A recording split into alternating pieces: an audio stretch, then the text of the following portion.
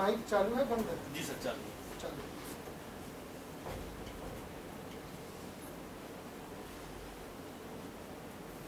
हिंदी दिवस से एक दिन पूर्व हिंदी के विश्व और विश्व में हिंदी जैसे विषय पे चर्चा करने के लिए आप सबने मुझे यहाँ आमंत्रित किया है। सबसे पहले मैं आत्माराम सनातन धर्म महाविद्यालय की पावन भूमि को प्रणाम करता हूँ।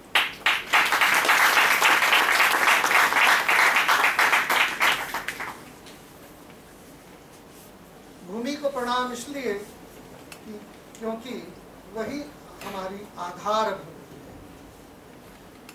आप जहाँ भी रहें, जिस भूमि पर रहें, निरंतर आप उसके प्रति अपने आप को निष्ठावान बनाए रखें और विशेषकर विद्यालय, महाविद्यालय, विश्वविद्यालय ऐसे प्रांगणों की शुचिता को भाषाई स्तर पर जीवित रखें। ये सब आपसे मैं अपेक्षा करता हूँ। हिंदी पखवाड़ा विगत 5-6 दिनों से आपके यहाँ चल रहा है और अभी माननीय प्राचार्य प्रोफेसर ज्ञानतोष जी ने इस विषय में मुझे जानकारी भी दी कि अनेक तरह के आयोजन किए गए। मैं समझता हूँ कि आप सब उन आयोजनों में शामिल होते रहे होंगे और सिर्फ कर्म से नहीं बल्कि मन से भी उसको आत्मसात कर रहे थे। मित्रों, आज के इस वक्तव्य को शुरू करने से पहले राजभाषा समिति के संयोजक राजकुमार जी भगत, डॉक्टर रश्मि बहल, इस महाविद्यालय की वरिष्ठ प्रोफेसर जसपाली चौहान जी, आजादी के अमृत महोत्सव समिति के नोडल अफसर, नोडल को हिंदी में क्या कहेंगे?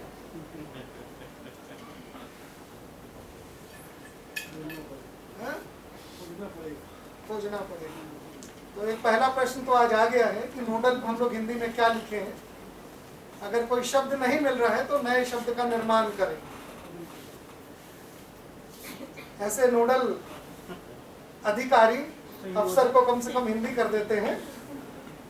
दीपांकर जी कार्यक्रम का संचालन कर रहे भाई अरविंद मिश्र, और किसी भी महाविद्यालय विश्वविद्यालय के लिए जो सबसे महत्वपूर्ण होता है वो होता है वहाँ की छात्र छात्राएं, वहाँ की नई पीढ़ी, वहाँ की ऊर्जा शक्ति। आप सबको नमन, आप सबको प्रणाम।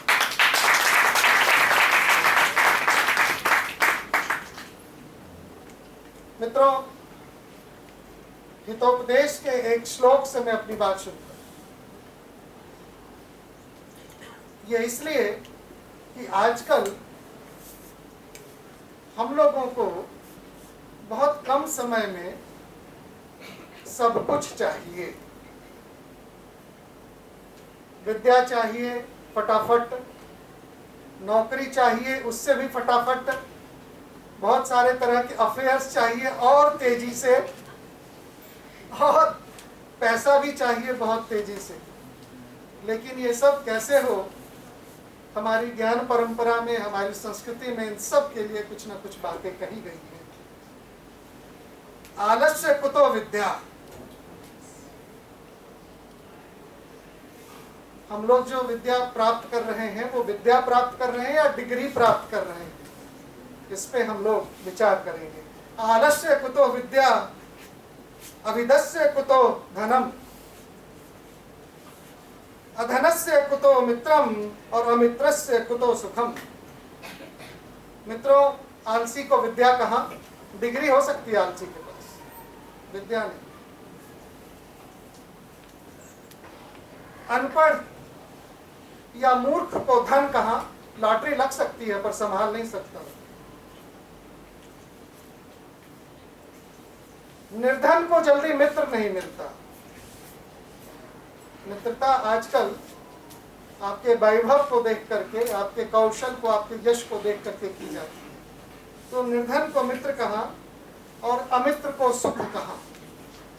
जो आपके अमित्र हैं या जिसको आप मित्र समझ रहे हैं उसको परख लीजिए, अन्यथा सुख की प्राप्ति नहीं होने वाली। ये मैंने इसलिए कहा क्योंकि हमारे यहाँ परिकल्पना है सर्वे भवन्तु सुखिनः सर्वे सन्तु निरामया। हम सबके कल्याण की बात करते हैं, सबके सुख की बात करते हैं और सबको प्रसन्न देखना चाहते हैं। तो मैं भी यहाँ इस दृष्टि से आया हूँ कि आप सबको आज नहीं, जीवन के उत्कर्ष तक और जीवन के अवसान तक सुखमय और शांतिपूर्ण जीवन की व्यवस्था कैसे हो, इस पे आप लोग स्वयं अपने ऊपर इस पे ध्यान दें। मित्रों, आज का विषय बहुत बड़ा विषय है। मैंने तो अरविंद से बातचीत के समय में एक बात कही, पर मुझे ये नहीं पता था कि यही विषय बन जाएगा। आज का विषय है विश्व में हिंदी और हिंदी का विश्व। कितने ऐसे लोग हैं जो विश्व में हिंदी की स्थिति से अवगत हैं? एक बार खाली हाथ उठा दीजिए। 2, 3, 4, 5, 6, 10, 12। अच्छा, जो शिक्षक अवगत है तो कोई बड़ी बात नहीं है। छात्र कौन कौन से अवगत है? उठाइए, आप उठाइए। पीछे कौन है? एक भाई हमारे हाथ उठा दी। पूरा उठाओ ना। हाँ। विश्व में हिंदी की स्थिति से अवगत हैं कुछ छात्र छात्राएं। वर्तमान जो सदी है उसे हम 21वीं सदी कहते हैं और 21वीं सदी नवोन्मेष शालिनी का प्रज्ञा स्फोट। स्फोट समझते हैं आप लोग? कोई एक व्यक्ति जो स्फोट का अर्थ बता देगा? जी बोल दीजिए, वहीं से बैठे। विस्फोट का नर्म रूप हुआ, एक तरह का एक्सप्लोजन। एक तरह का एक्सप्लोजन, बिल्कुल। जैसे ज्वालामुखी से बहुत वेग से लावा बाहर निकलता है, उसे हम स्फोट कहते हैं। यानी 21वीं सदी जो है वो सूचना क्रांति का समय है। आप जो चाहें वो भी सूचना आप तक पहुंचती है, आप जो ना चाहें वो सूचनाएं भी आप तक पहुंचती है। इसलिए आज प्रज्ञा स्फोट का माहौल बना हुआ है और इसकी प्रतिध्वनि हर घर में, हर व्यक्ति में, हर चेतना में दिखाई दे रही। ऐसी स्थिति में ये जो प्रज्ञा स्फोट है ये आप तक पहुंचती कैसे है? इसका कारक क्या है? कौन है जो आपको यहां तक पहुंचा देता है? क्या है जो आप तक संप्रेषित हो जाता है? व्हाट्सएप पे कितने लोग अंग्रेजी में पढ़ते हैं सारे कंटेंट्स? हाथ उठाइए। 3-4 लोग हैं, बाकी सब लोग 5 लोग हैं। मतलब जो विश्व में अंग्रेजी का प्रतिशत है उतना ही प्रतिशत यहाँ भी है। सारा कंटेंट, जो भी सामग्री आपको व्हाट्सएप पे मिलती है या फेसबुक पे मिलती है या इंस्टाग्राम पे आप देखते हैं, ज्यादातर वो आप लोग अपनी भाषा में पढ़ रहे हैं। मराठी मराठी में, गुजराती गुजराती में, बंगाली बंगाली में, हिंदी क्षेत्र के लोग हिंदी में, और कुछ लोग जिनकी मानसिकता विशुद्ध रूप से अंग्रेजियत की हो गई है वो अंग्रेजी में। मित्रों, आज के विश्व में किसी राष्ट्र के शक्तिशाली होने का अर्थ उसकी सामरिक शक्ति सिर्फ नहीं है। किसी राष्ट्र के शक्तिशाली होने के पीछे 2 और बहुत महत्वपूर्ण कारण हैं जिस पे मैं चर्चा करूंगा, जिसमें से एक भाषा है।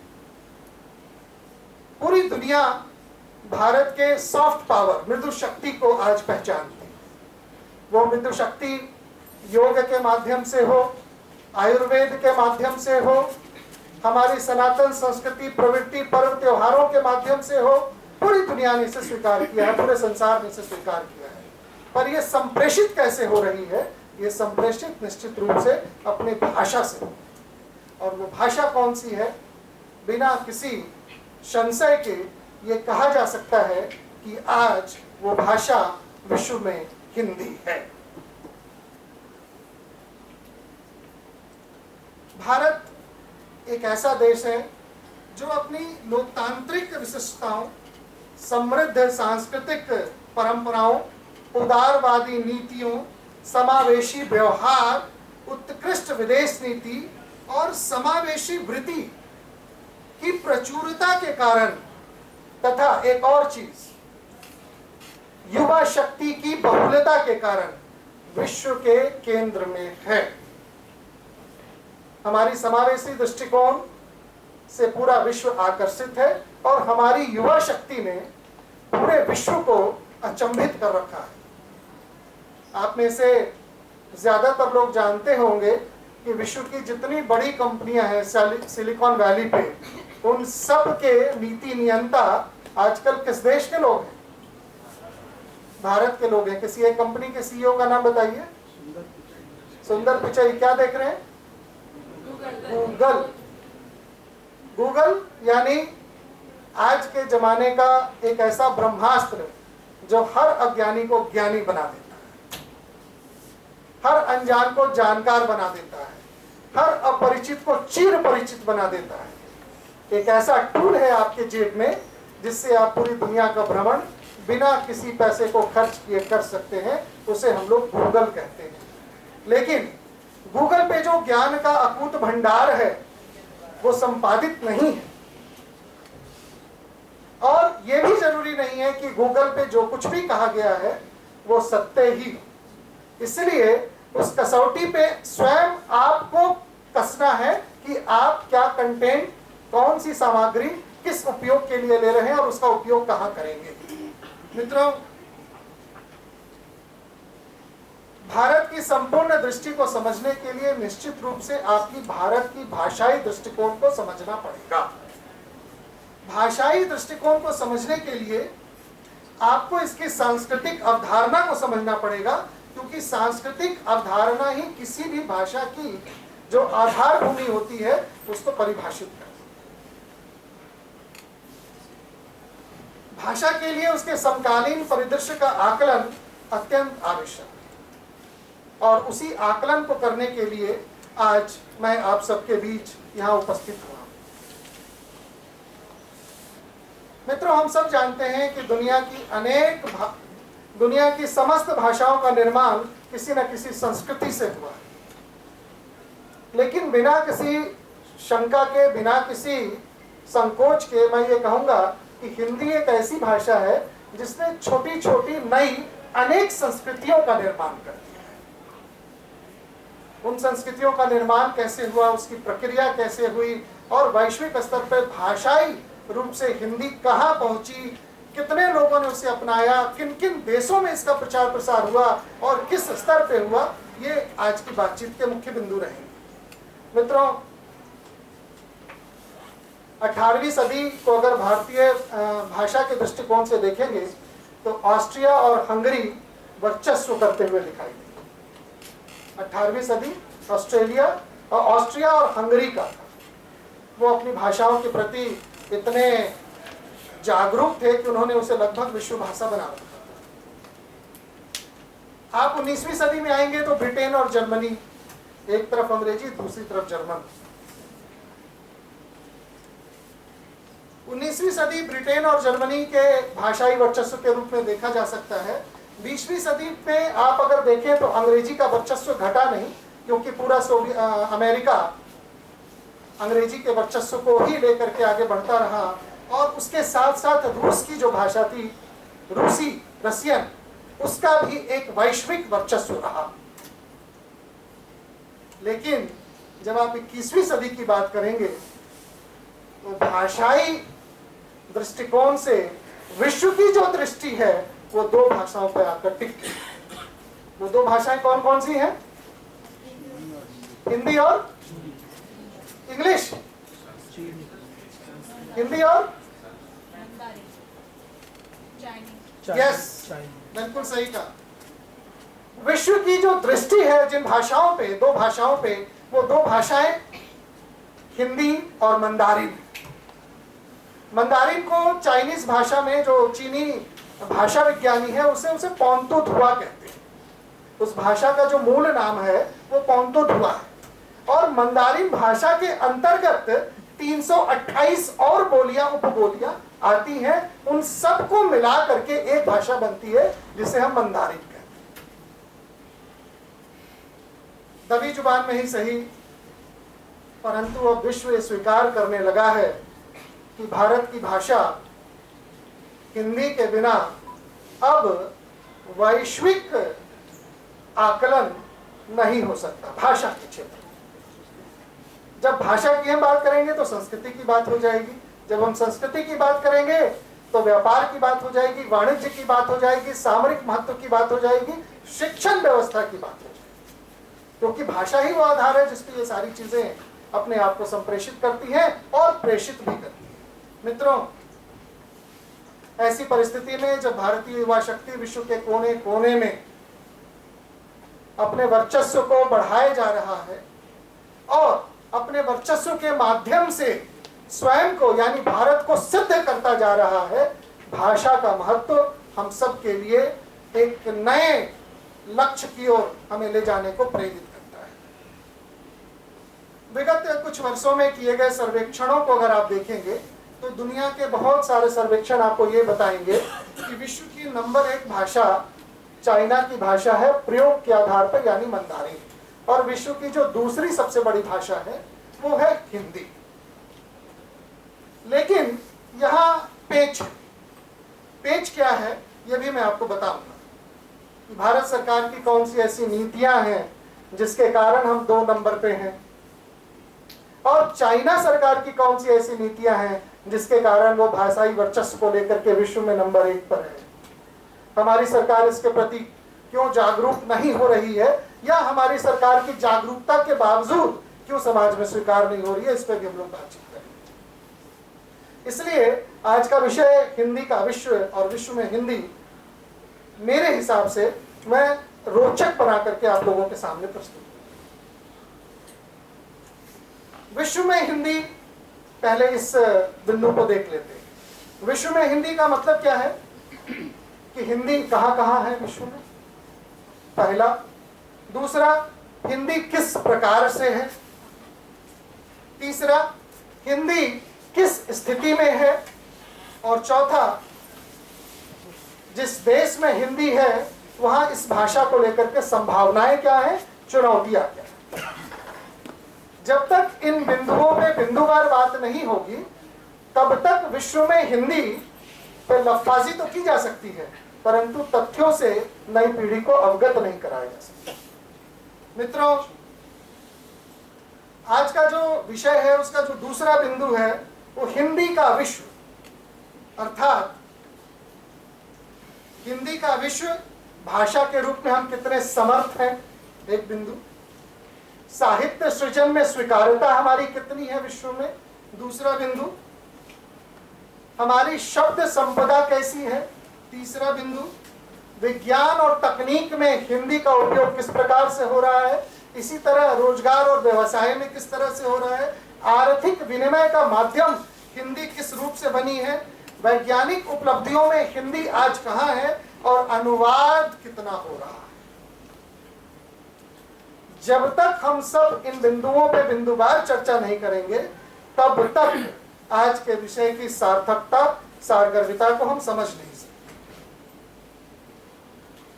किसी भी भाषा के वैश्विक होने को जब हम स्वीकार कर लेते हैं तो उस संदर्भ में हमें यह जानना बहुत जरूरी है कि आखिर स्वीकार करने के पीछे उस भाषा की विशेषताएं क्या, कौन कौन सी ऐसी विशेषताएं थी जिसके कारण एक भाषा को हम वैश्विक संदर्भ में वैश्विक भाषा के रूप में रेखांकित कर रहे हैं। निश्चित रूप से जो पहला बिंदु आएगा वो होगा उपयोगकर्ता, अर्थात वैश्विक स्तर पे हिंदी भाषा के उपयोगकर्ता कितने हैं और किन किन देशों में इसकी उपस्थिति है। बहुत सहजता के साथ मैं कह रहा हूं कि विश्व के लगभग 140 से 45 देशों में हिंदी जीवित है।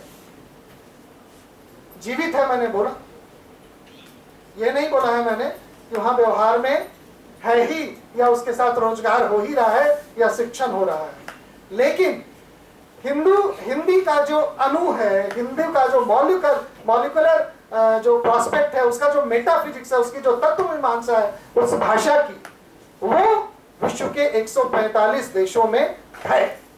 तो ये तो बिल्कुल, आप विश्व में कितने कुल देश हैं कोई बता सकता है? 190। तो इसको आप हिंदी में कह सकती थी ना 193 संभवतः। इसी को कहते हैं व्यवहार में हिंदी।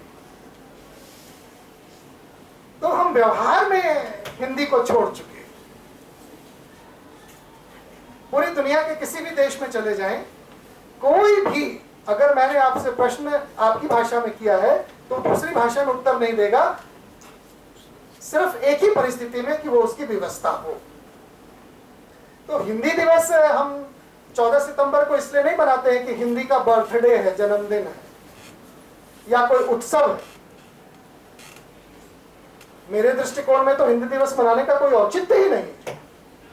365 दिन हिंदी दिवस होना चाहिए, और 365 दिन हिंदी तब होगी जब आप बिना प्रयोजन के अंग्रेजी बोलना या दूसरे विदेशी भाषाओं को बोलना बंद करें। बुरा मत मानिएगा कोई भी, मैं तो बस व्यवहार की बात कह रहा हूं। जब व्यवहार में नहीं है तो प्रयोजन मूलक नहीं होगी, इसलिए प्रयोजन मूलक बनाए रखने के लिए आपको उसको व्यवहार में लाना पड़ेगा।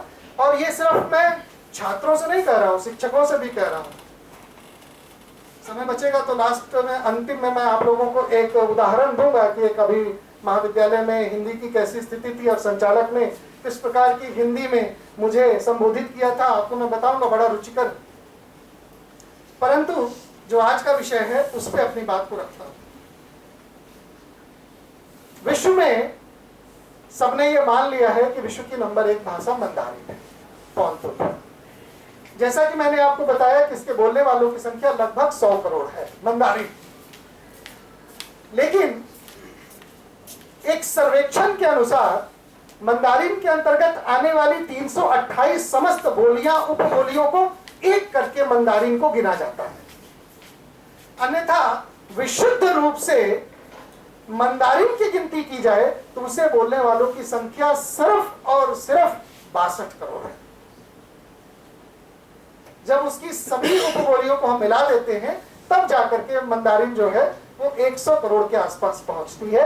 इसी प्रकार से हिंदी बोलने वालों की संख्या भारत सरकार के आंकड़े के अनुसार 93 से 95 करोड़ के बीच में है। हिंदी बोलने, लिखने, पढ़ने, समझने, जो लिख पढ़ नहीं सकता है समझ सकता है, उसके लिए भी हिंदी वो जानता है, ये मान लिया जाता है। तो उस स्थिति में लगभग 90 से 95 करोड़ लोग इस देश में हिंदी बोलते।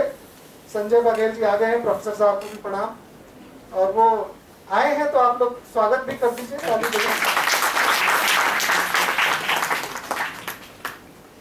लेकिन भारत की जो अनुसूचित भाषाएं हैं, अष्टम अनुसूची में जो भाषाएं हैं वो 22 है। अगर उन 22 भाषाओं की लिपियों की पड़ताल की जाए तो आपको हकीकत के बारे में, इसको मनमोहन मोड पे कर लीजिए, जिसका भी फोन बज रहा है, मनमोहन मोड पे रखिए। अपने फोन को साइलेंस कर लीजिए, ठीक है? बीच में नहीं, साइलेंस मौन कर लीजिए, मौन कर लीजिए, थरथरी कर लीजिए, जो भी करना है। मौनी बाबा तो कोई और जी, नरसिम्हा राव मोड भी बोल सकता है, मूल मौनी बाबा तो वो। हाँ, लेकिन जो प्रचलन में है मनमोहन बोलने में अच्छा लगता है।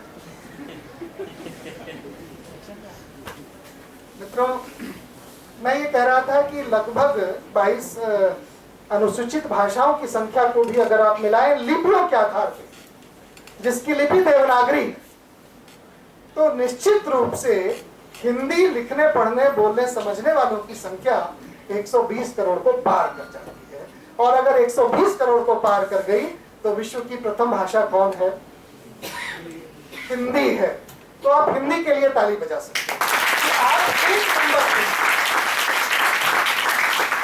विश्व की 1 नंबर की भाषा के सचेतक, उसको उपयोग करने वाले दीनहीन नहीं हो सकते, किसी ग्रंथि से ग्रस्त नहीं हो सकते। इसलिए आज से अपने भीतर के हिंदी के स्वाभिमान को जगा लीजिए और हिंदी पूरे विश्व की भाषा है ये मान लीजिए। मित्रों,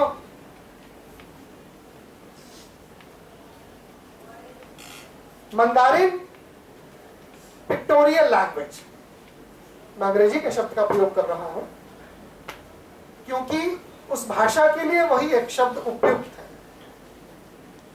चित्रलिपि है, पिक्टोरियल लैंग्वेज है, और 1.5 लाख से अधिक उनके पास पिक्चर्स हैं, चित्र हैं, जिसके माध्यम से वो स्वयं को अभिव्यक्त करते हैं। इसलिए उसे वैज्ञानिक भाषा नहीं कहा जा सकता। दुनिया की सबसे वैज्ञानिक भाषा, जैसा हम बोलते हैं, जैसा हम लिखते हैं, वैसा ही सुनते हैं और उच्चारित करते हैं, वो अगर दुनिया में कोई भाषा है तो संस्कृत और हिंदी। तो दुनिया की सबसे बड़ी वैज्ञानिक भाषा होना भी विश्व भर में हिंदी की स्वीकार्यता का सबसे बड़ा कारण है। और यही कारण है कि आज नई तकनीक के सभी माध्यमों पे हिंदी बहुत तेजी से उभर रही है। उससे जो नुकसान होने वाला है मैं वो भी आपको जाते जाते बता के जाऊंगा कि आप किस प्रकार अपनी लिपियों का नुकसान करने जा रहे हैं और किस प्रकार आप अपनी भाषा से स्वयं को दूर कर रहे हैं तकनीक के माध्यम से। यह भी अंत में मैं 2 पंक्ति में आपको बता के जाऊंगा। परंतु भाषाओं के बारे में जब हम बात करें तो कोई बता सकता है विश्व में कुल भाषाएं कितनी है? लगभग विश्व में लगभग 2800 भाषाएं हैं जीवित। अभी आज से 100 साल पहले 6700 भाषाएं थी। 100 वर्ष में हम 2800 भाषाओं में सिमट कर रह गए हैं। तो ये जो 2800 भाषाएं हैं उसमें से 13 भाषाएं ही ऐसी है जिसके प्रयोग करने वाले लोगों की संख्या 8 करोड़ से अधिक है। और उसमें हिंदी पूरे विश्व की जनसंख्या के अनुपात के अनुसार आप देखेंगे तो 120 करोड़ भारत में, 135 करोड़ में से 120 करोड़ लोग भारत में हिंदी जानते हैं। वैसे अगर आप गैर सरकारी उस पे जाएंगे, सर्वेक्षण पे जाएंगे तो भारत की आबादी लगभग 140 करोड़ हो चुकी है। 120 करोड़ लोग भारत में बोलते हैं और लगभग विश्व के अन्य देशों में 6 करोड़ बसने वाले भारतीय ठीक ठाक हिंदी बोलते हैं, चाहे वो तमिल का हो, चाहे वो केरल का हो, चाहे वो बंगाल का हो, पंजाब का हो या गुजरात का हो। जैसे ही वो किसी और देश में जाता है उसकी अस्मिता की भाषा हिंदी हो जाती है। मित्रों, तो लगभग 126 करोड़ लोग विश्व की 2800 भाषाओं में से एक भाषा बोलने वाले अगर दुनिया भर में 126 करोड़ लोग हैं तो ये जरूर निश्चित रूप से विश्व में हिंदी कहाँ है और हिंदी का विश्व कहाँ है इससे आप लोग परिचित हो सकते हैं।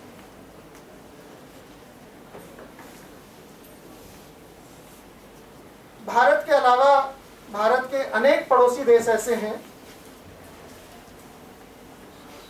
जहां हिंदी ही मूल भाषा है। बहुत कठिन उर्दू या फारसी पाकिस्तान में भी नहीं चलती। आप बांग्लादेश जाएंगे वहां भी लगभग हमारी जैसी ही हिंदी बोल रहे हैं वो लोग। इसके साथ साथ और कौन से देश है? नेपाल में लगभग हिंदी में सारा काम रोजगार हो रहा है। इसके साथ म्यांमार चले जाइए, वहां के जितने बाजार हैं वो सब हिंदी में ही गुलजार होते हैं।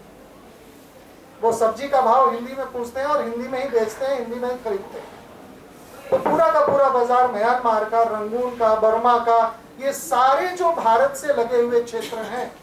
अच्छा, बहुत सारे लोग ये कहते हैं भारत में ही नॉर्थ ईस्ट में हिंदी नहीं है। मैं नॉर्थ ईस्ट के सभी 7 राज्यों में गया हूं, मुझे किसी और भाषा के प्रयोग करने की जरूरत ही नहीं पड़ी। बहुत सारे लोग कहते हैं दक्षिण में हिंदी नहीं है। मैंने तो दक्षिण भारत में धारवाड़ जैसे घोर दक्षिण भाषी शहर से, नगर से पीएचडी की है। वहां मैंने कभी किसी 3 व्हीलर वाले को, किसी टैक्सी वाले को अंग्रेजी में नहीं बोला है। उसको मैंने कहा कि मुझे विश्वविद्यालय जाना है, कहा ठीक है। मुझे पानी पीना है, बोला ठीक है, यहां से पानी खरीदो। उच्चारण में दिक्कत हो सकती है, समझने में नहीं। तो ये जो एक राजनीतिक परसेप्शन नैरेटिव बनाया गया है कि दक्षिण में लोगों को हिंदी नहीं आती या फिर महाराष्ट्र में लोगों को हिंदी नहीं आती है, बिल्कुल गलत है।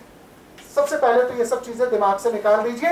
इस देश में जितने लोग हैं सबको हिंदी आती है, इसीलिए हर घर में हिंदी गाना बजता है, चाहे वो गुजराती हो, मराठी हो, पंजाबी हो, बंगाली हो, उन सबको हिंदी गाना ही सुनना है और उसी पे डांस करना है। अब हिंदी में आप पंजाबी मिला ले, राजस्थानी मिला ले, गुजराती मिला ले, वो तो बिल्कुल वैसा ही है जैसे दाल में छौंक लगाते हैं स्वाद के लिए।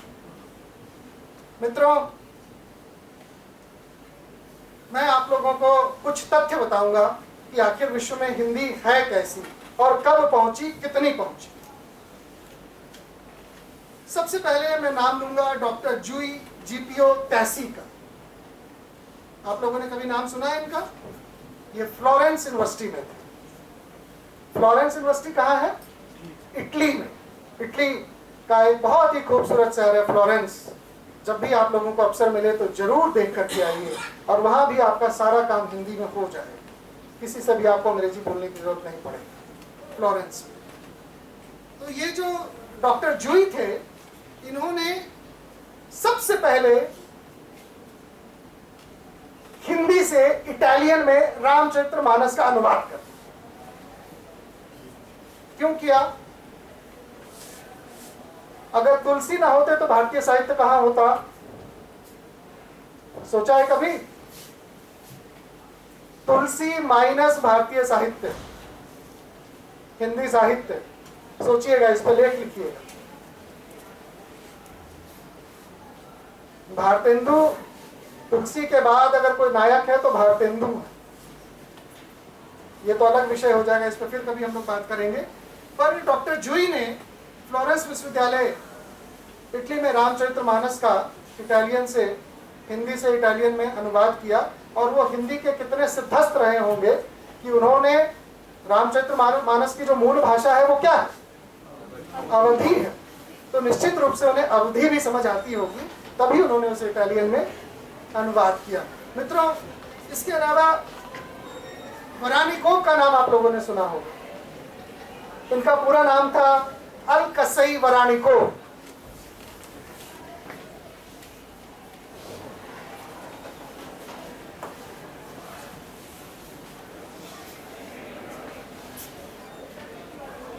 बंद कर दीजिए, बंद कर दीजिए, क्योंकि दरवाजा बिल्कुल सामने है।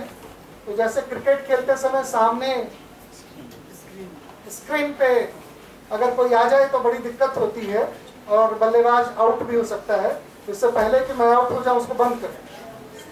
जो लोग अंदर हैं वो ठीक है।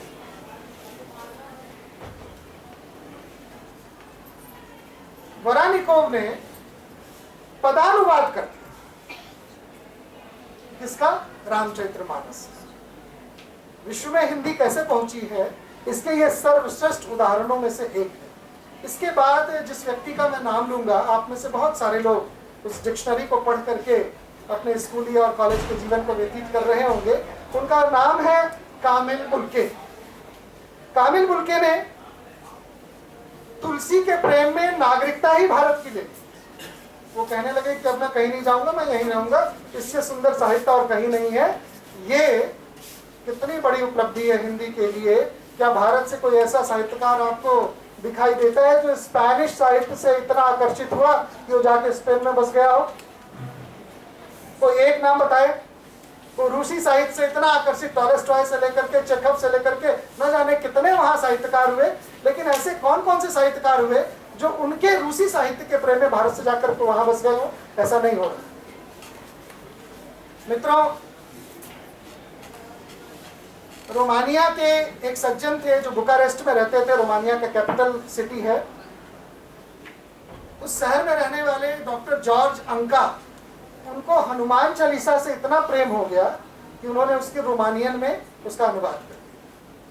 और आप रोमानिया जाएंगे, बुकारेस्ट एक बहुत ही सुंदर शहर है, वहां जाएंगे तो आपको बहुत सारी दुकानों पे सुवेनियर के रूप में, कि आप उस देश में जाते हैं तो कुछ खरीद के लाएंगे, हनुमान चालीसा मिलेगा रोमानियन भाषा में, और साथ में हिंदी भी होगी। विश्व में हिंदी कैसे पहुंची है, इस बारे में विश्वविद्यालयों का योगदान विशेषकर इंग्लैंड, अमेरिका और कनाडा का विशेष रहा। ऑक्सफोर्ड से लेकर कैम्ब्रिज तक में लगभग पिछले 50 वर्षों से हिंदी का विभाग है। अमेरिका के लगभग 26 विश्वविद्यालयों में वर्तमान स्थिति में हिंदी का पठन पाठन हो रहा है, जिसमें दुनिया के सबसे बड़े विश्वविद्यालयों के नाम भी शामिल हैं। इसमें मिशिगन यूनिवर्सिटी है, कोलंबिया है, इलियाना है, अल्बामा है, वर्जीनिया है, मिनीसोटा है, फ्लोरिडा है, आप विश्वविद्यालयों के नाम लें जहां पढ़ने के लिए हार्वर्ड है, लोग सोचते हैं, कैम्ब्रिज है, ऑक्सफोर्ड है। इन विश्वविद्यालयों में जहां भारत के लोग जाने को ललायित होते हैं, वहां एक समृद्ध हिंदी का विभाग है। विश्व में हिंदी कैसे पहुंची है, इन सब के ये बड़े पड़ाव हैं। मित्रों, जिस देश ने हमेशा हमारे विरुद्ध षड्यंत्र किया, जो कभी हमें अपना नहीं समझता है, हिंदी चीनी भाई भाई का नारा देने के बाद भी जो निरंतर हमारे विरुद्ध वैश्विक गतिविधियों में शामिल रहता है, उस चीन को भी हमारी भाषा का आश्रय लेना पड़ेगा। और चीन ने पहली बार हिंदी का शिक्षण अपने यहाँ 1942 में शुरू। 1942 में यूनान प्रांत का एक साहित्य का विश्वविद्यालय वहां हुआ करता था, जो आजकल नहीं है। उसमें हिंदी विभाग की स्थापना की गई और द्वितीय विश्व युद्ध के समय में लगभग वो विश्वविद्यालय बंद हो गया। पर 1942 में पहली बार साहित्य विश्वविद्यालय था एक चीन में, उसमें हिंदी का पठन पाठन शुरू किया गया। स्थितियां बदली और 1945 के बाद चोंगछिंग करके एक जगह है और इसी नाम से विश्वविद्यालय है, जहां पे हिंदी का पठन पाठन चाइना ने शुरू किया और भाषा पीठ की स्थापना वहां कर दी उन्होंने। इस भाषा पीठ के स्थापना के बाद सिर्फ वहां हिंदी नहीं रही, बल्कि वहां पे संस्कृत, पाली, उर्दू जैसी भाषाएं भी पढ़ाई जाने लगी। और सबसे कमाल की बात तो तब हुई जब 1949-50 का समय आया और विद्यार्थियों से लेकर के वैश्विक हिंदी तक के लिए एक बहुत बड़ा पड़ाव था, जब वहां के सबसे बड़े विश्वविद्यालय पेचिंग यूनिवर्सिटी में हिंदी का विभाग खोल दिया। विश्व में हिंदी ऐसे बढ़ी है। इसमें किसी शिक्षक का या मेरा या आपका योगदान नहीं है। ये भाषा स्वयं में इतनी समृद्ध थी कि लोगों को आज से लगभग 70 वर्ष पहले भी ये अनुमान था कि हिंदी अगर हमने नहीं पढ़ाया, नहीं लिखाया, तो वैश्विक स्तर पे हम टिक नहीं पाएंगे। मित्रों, संक्षेप में मैं अपनी बात रखते जाता हूं क्योंकि बहुत बड़ा विषय है और बहुत कुछ मैं बताना चाहता हूं। जापान में हिंदी कब आई? जापान में हिंदी को पहुंचे हुए 108 वर्ष हो गए और पहली बार जापान में 108 वर्ष पूर्व टोक्यो रेडियो से हिंदी का प्रसारण शुरू हुआ। और अब आप सब जान करके आश्चर्यचकित हो जाएंगे कि आज तक टोक्यो हिंदी रेडियो का प्रसारण निरंतर चल रहा है। आप बताइए, कोई विदेशी भाषा है जिसका प्रचार प्रसार भारत में 50 वर्षों से हो रहा हो? सिर्फ विद्यालय में फ्रेंच, जर्मन, स्पेनिश, आजकल महाविद्यालयों में भी ये सब ऑप्शन दिए जा रहे हैं। ये हम लोग यहाँ कर रहे हैं, पर विश्व के कोई भी देश ऐसा नहीं कर रहा। मित्रों, जापान में हिंदी डिग्री कोर्स से शुरू होकर के PhD तक पढ़ाई जाती है और जापान के लगभग 9 विश्वविद्यालयों में, जिसमें ओसाका यूनिवर्सिटी भी शामिल है, वहां भी अब हिंदी का डिपार्टमेंट है, विभाग है। मित्रों, जिस व्यक्ति का मैं नाम लूंगा जिसने जापान में हिंदी के परचम को, ध्वज को हमेशा अक्षर रखा, उस व्यक्ति का नाम है प्रोफेसर देई।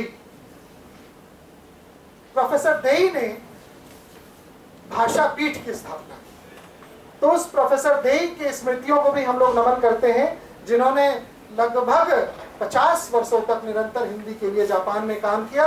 और उसके बाद ताइगेन, हाशितोमो और तोमाया कोकुसाई, ऐसे बहुत सारे लोग हुए। और तोमाया कोकुसाई तो विश्वविद्यालय भी है, वहां भी हिंदी के विद्यापीठ का निर्माण हुआ और वहां पे लोग, विश्व भर के लोग हिंदी पठन पाठन के लिए जाते हैं। इसके अलावा मैं विश्व के उन देशों का नाम नहीं लूंगा जो हमारे अड़ोसी पड़ोसी देश हैं, इसका मैं नाम नहीं लूंगा। यूरोप के भी बहुत सारे देशों का नाम मैं नहीं लूंगा, क्योंकि इन सब जगह पे व्यापार के माध्यम से और सिनेमा के माध्यम से हिंदी पहुंची है।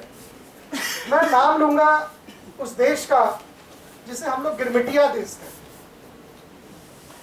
उन गिरमिटिया देशों में कौन कौन से देश हैं और वहां हिंदी कैसे पहुंची? आप में से बहुत सारे लोग गिरमिटिया शब्द के बारे में जानते हैं। गिरमिटिया शब्द कैसे बना है, कौन कौन से लोग जानते हैं? यहाँ 4-5 लोग ही जानते हैं, 6 लोग जानते हैं। इसका मतलब अधिकांश लोग गिरमिटिया शब्द की निर्मिति के बारे में नहीं जानते। मैं बहुत संक्षेप में आपको बता देता हूं कि पूर्वी उत्तर प्रदेश और बिहार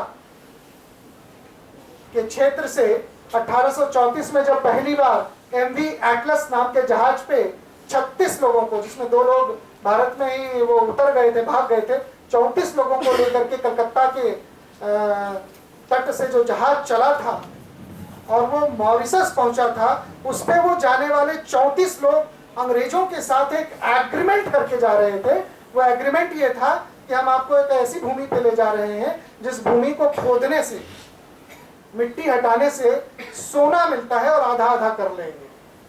तो उसका उन्होंने एग्रीमेंट बनाया था, जिसको भोजपुरी लोगों ने अंग्रेजी के शब्द को ठीक से उच्चारित नहीं किया, एग्रीमेंट, और उसको गिरमिट बोला, और कालांतर में वो गिरमिट शब्द गिरमिटिया के रूप में परिणत हो गया और पूरे विश्व में गिरमिटिया शब्द इतना प्रभावशाली हो गया कि गिरमिटिया देश हो गए, गिरमिटिया भाषा हो गई।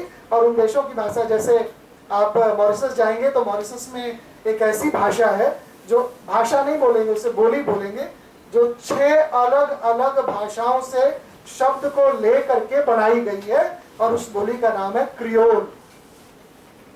उसमें हिंदी के शब्द हैं, भोजपुरी के शब्द हैं, अफ्रीकी देशों के कुछ शब्द हैं, फ्रेंच के शब्द हैं, अंग्रेजी के शब्द हैं।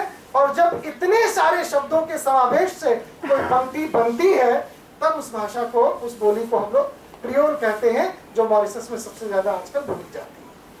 लिखा कम जाता है, वो बोला ज्यादा जाता है, बोली है वो। मित्रों, मॉरिशस में हिंदी, उन 34 लोगों को, जहाज का नाम याद रखिएगा, कभी भी यूपीएससी में भी पूछ लेते हैं, एवी एटलस, एमवी एटलस। 1834 में वो जहाज भारत से पहली बार गया था, और जिस घाट पे मॉरिशस में गया था, उस घाट को अप्रवासी घाट कहते हैं। क्वारंटीन शब्द जो हम लोगों ने अभी सुना है, उस समय फ्रेंच और इंग्लिश लोग जो मॉरिशस पे कब्जा करके बैठे थे, जिनकी वो कॉलोनी थी, उन लोगों ने भारत से गए हुए 34 लोगों को अप्रवासी घाट पर बने हुए पत्थर के कमरों में 30 दिन तक क्वारंटीन रखा था, कि भारत से कोई ऐसी बीमारी ना ले आए हो जो मॉरिशस के लोगों में फैल जाए, यानी उन अंग्रेजों में और फ्रेंच लोगों में फैल जाए, क्योंकि वहां पे चिकित्सा की कोई खास व्यवस्था नहीं थी। इसलिए क्वारंटीन शब्द भी उस समय से प्रयोग में आ रहा है। अंग्रेजी का एक ऐसा शब्द है जो उस समय के जो हिंदुस्तानी लोग थे, भारत के लोग थे, भारतवंशी थे, वो भी क्वारंटीन समझते थे। यानी एक बहुत बड़ा मुद्दा निकल के आता है कि अगर कितना भी कठिन शब्द हो, वो प्रयोग में है तो जीवित रहे। तो वो जो क्वारंटीन शब्द है, वो आज फिर कोरोना के समय में जीवित हो गई। मित्रों, मॉरिशस हिंदी कैसे गई? बोल के पढ़े लिखे लोग तो गए नहीं थे, लेकिन उनके साथ 2 चीजें गई। कौन कौन सी 2 चीजें गई? एक रामचरितमानस और एक हनुमान चालीसा। 80% लोग रामचरितमानस जो यहाँ से गए थे, उनको पढ़ना नहीं आता था, और हनुमान चालीसा भी पढ़ना नहीं आता था। लेकिन वो दोनों ग्रंथ उनके लिए पूज्य थे, इसलिए उसे अपने साथ ले गए और धीरे धीरे उसकी चेष्टा करने लगे। जिन लोगों को पढ़ना लिखना आता था, उन लोगों से सीखने की, और वो जो सीखने सिखाने की बातचीत होती थी, उसे मॉरिशस में बैठका कहते थे। उस बैठका पे बैठ करके राम मार खाते थे वो। कितना समय है? खत्म हो जाएगा समय तो घूरेंगे मुझे। 5 मिनट है, आप 10 मिनट ले सकते हैं। तो फिर इस विषय को फिर कभी बताऊंगा कि मॉरिशस में हिंदी साहित्य कैसे आया, अलग से एक व्याख्यान रखेंगे। कैसे आया, कितना आया और कहां से आया, कौन लोग उसके प्रणेता हैं, और कैसे हिंदी साहित्य को लेकर के बात वहां पे चली, और इतनी चली। मौसम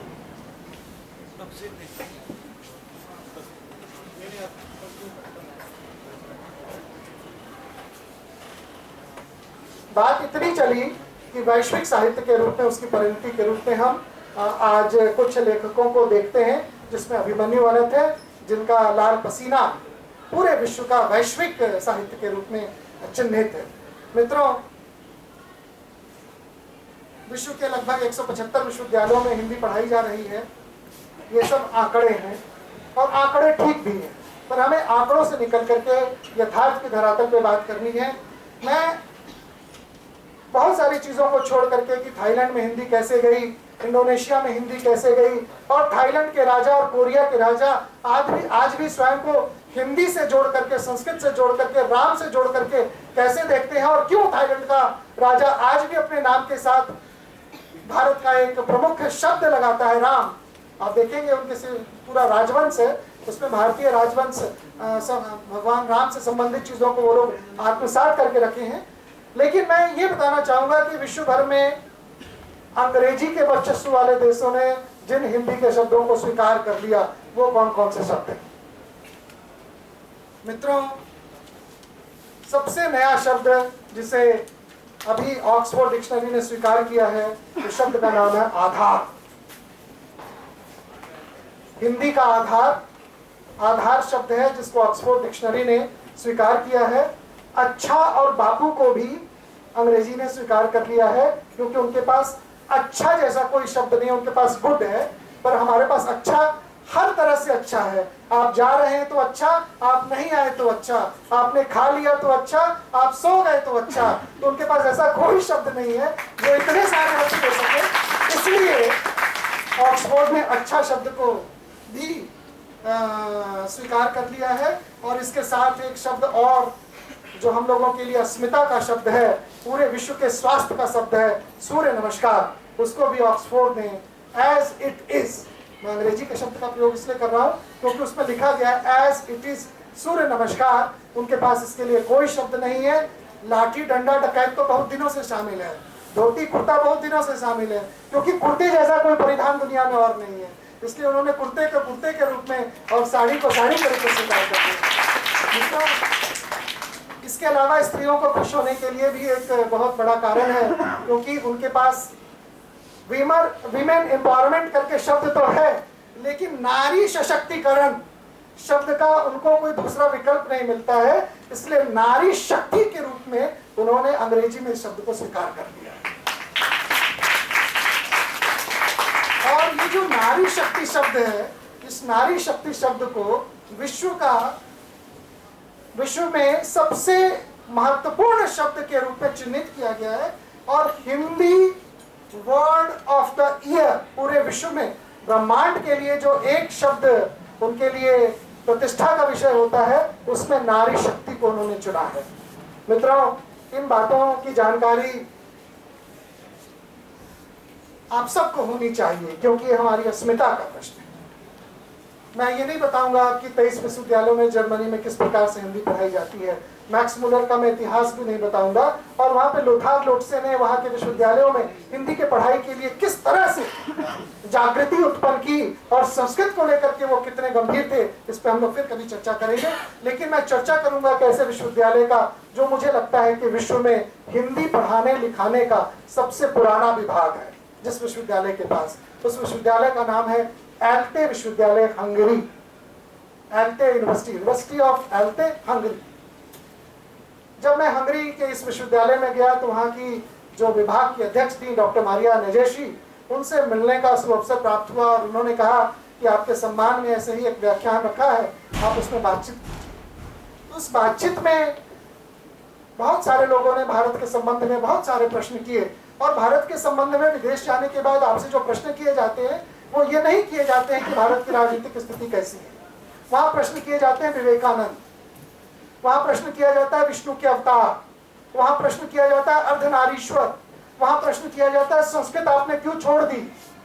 वहां के बच्चों का जो प्रश्न है वो क्या है, वो सचिन तेंदुलकर पर प्रश्न नहीं करते हैं, शाहरुख खान पर प्रश्न नहीं करते हैं, वो ऐसे प्रश्न करते हैं जिसके उत्तर देने की स्थिति में आप ना हो, क्योंकि किसी भी दुनिया के देश ने अपनी भाषाई अस्मिता को, अपनी संस्कृति को और अपने सौंदर्य को नहीं छोड़ा है जिस तेजी से हम लोगों ने छोड़ा है।